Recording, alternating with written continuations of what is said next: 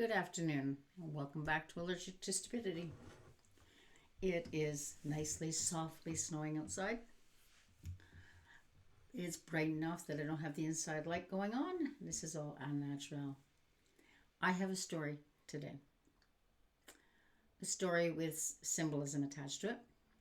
So please listen patiently. Hopefully. I live in the country and I am surrounded by a lot of trees. So I have an arborist who comes in occasionally to take down the ones I want taken down, since I tend to leave my trees up.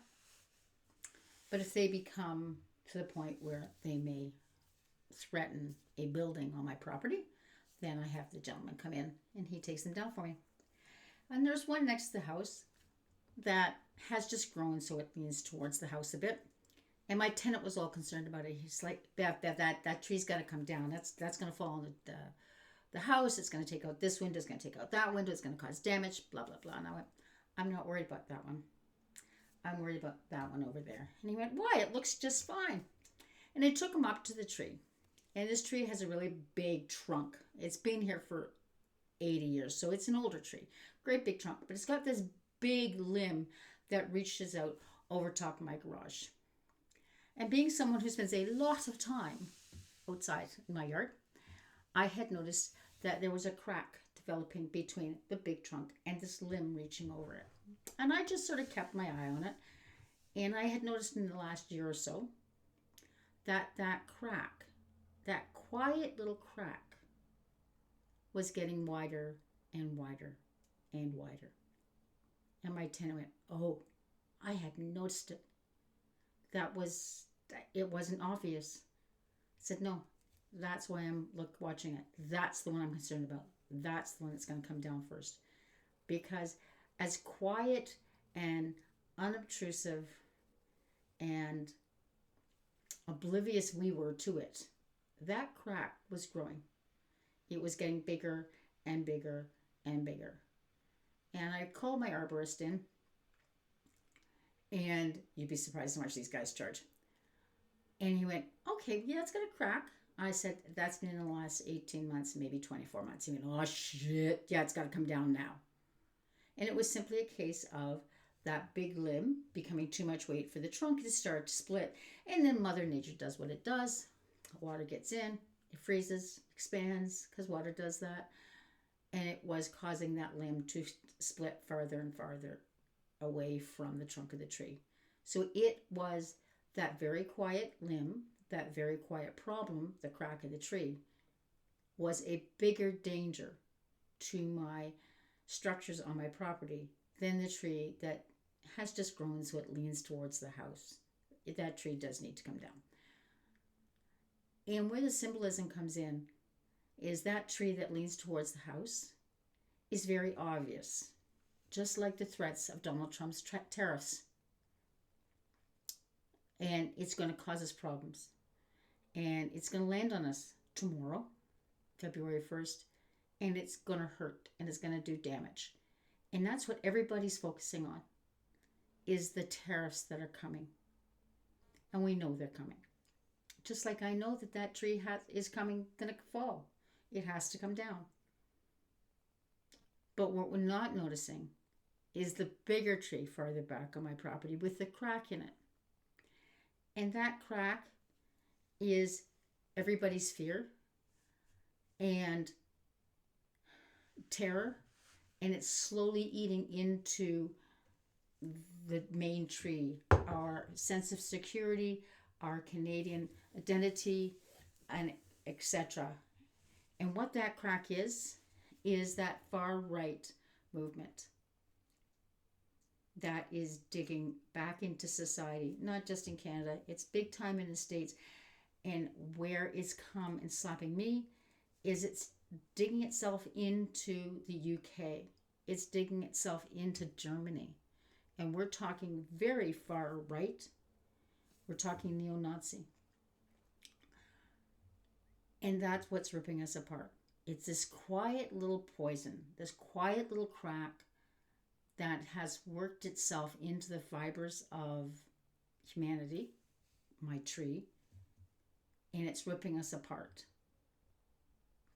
And when it comes down, if we let it come down uncontrolled, it's going to cause so much more damage than those tariffs are going to cause, because it's going to rip us apart as humans. It's going to rip us apart as society. And it will be so much harder to rebuild. So we need to trim that tree now. Put our foot down on the far right mentality that says one way of living is right and everybody else's is wrong. That, I'm just using it as an example, the United States is better than any other country, or Russia, or Canada, or Mexico, or whatever country. None of us are better than anybody else. We're all humans living our life, trying to do the best we can. And hopefully in each and every one of us, we're trying to make this world a little bit better than it was when we came into it. So 2 generations ago or 3 generations ago, whatever your age is right now, the greatest generation, as they are called, saw that crack and waited too long. Neville Chamberlain waited too long. He said that no, he'll not do it. No, he'll not do it. He kept appeasing. He kept appeasing Hitler. And Czechoslovakia, Austria, all had to fall. Poland had to fall before Neville Chamberlain stood up for the rest of us and went, no, this is it. We're at war. Let's not get to that point. Please, let's start standing up against that movement that's very right-wing. And I'm not talking people who are highly conservative, so don't connect this with the Conservative Party of Canada or the Conservatives in the UK or John McCain's Republicans or George Bush's Republicans. That's not the same thing. That's conservative. That's not wanting to waste money. That's a very conservative fiscal mentality.